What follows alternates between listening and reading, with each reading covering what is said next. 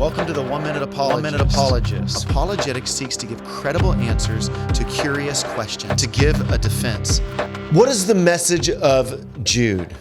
Jude identifies himself as the author, and he's writing to called believers sometime between AD 65 and 80.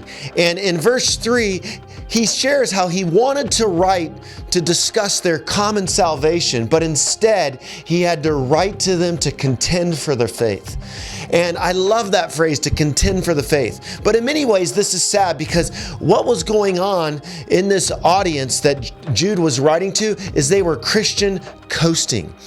They were being blindsided. They weren't even aware of the false teaching that was taking place in their midst. And while Jude would have loved to have written them to talk about their common salvation, he had to write to them to contend for the faith. And we have to be careful that we don't Christian coast, that we don't drop our discerners, that we keep our discerners on so that we can measure truth from error.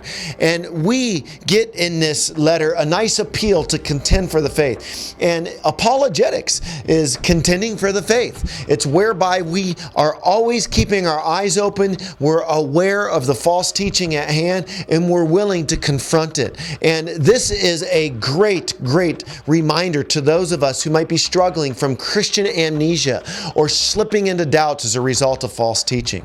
But I love verse 23, where Jude says, be merciful with those who doubt. Or verse 22, where he says, be merciful with those who doubt.